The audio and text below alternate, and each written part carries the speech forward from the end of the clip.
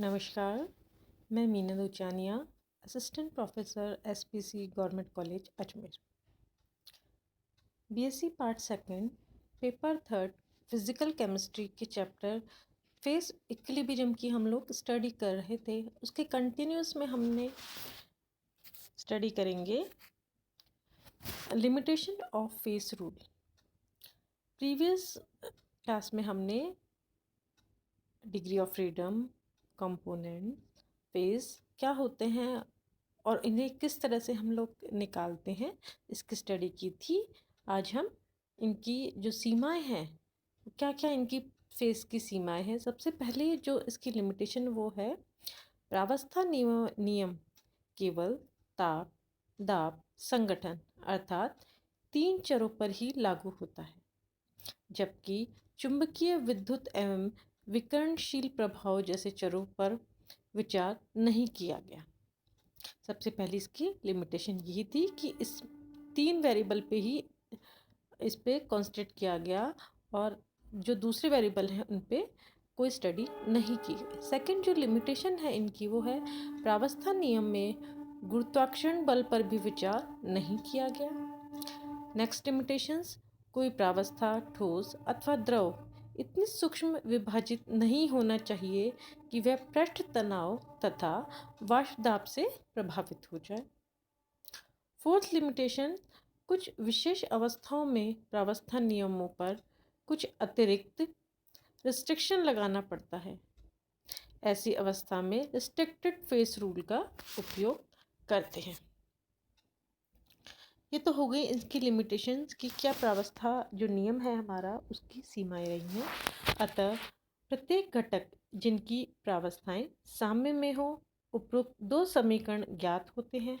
इसलिए प्रत्येक घटक के p प्रावस्थाओं में होने पर p-1 समीकरण ज्ञात होंगे। इसलिए c घटकों के लिए c इंटू p-1 समीकरण ज्ञात होंगे। चूंकि रासायनिक विभव दाब, ताप तथा संगठन का फलन होता है, इसका तात्पर्य यह है कि प्रत्येक समीकरण एक चर को या एक वेरिएबल को शो करता है। अब जो वेरिएबल हैं उन्हें हम किस तरह से टोटल वेरिएबल को डिटरमाइन कर सकते हैं, उन्हें हम कर सकते हैं c इंटू p-1। तो कुल चरों की संख्या हो जाएगी p इंटू c-1 प्लस 2। अतः ज्ञात चरों की संख्या उसको किससे डिटरमाइन करेंगे, कुल चरों की संख्या में से माइनस कुल ज्ञात चरों की संख्या को घटा देंगे। तो जो हमारे पास इक्वेशन आ जाएगी c-p+2, अर्थात तंत्र को पूर्णतः परिभाषित करने के लिए इन चरों की संख्या को स्वेच्छता से निश्चित कर देते हैं। इसलिए ये तंत्र की स्वतंत्रता की कोटियां संख्या के बराबर होती है, यानी f = c-p+2, या हम कह सकते हैं f + p = c+2। यही क्या है, प्रावस्था का नियम है, जिसे गिब्स का प्रावस्था नियम कहते हैं। नेक्स्ट है एक घटक तंत्र की प्रावस्था के साम्य, face equilibrium of one component system. यदि सिस्टम में कुल एक घटक होता है, कंपोनेंट क्या है, एक है, तो तंत्र में कम से कम एक प्रावस्था होंगी।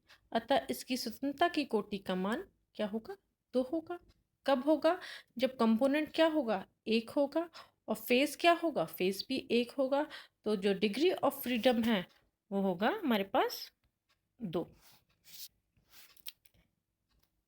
यदि फेस क्या है, 2 है हमारे पास, तो स्वतंत्रता की कोटि होगी 1। यदि फेस 3 है तो स्वतंत्रता की कोटि हो जाएगी 0।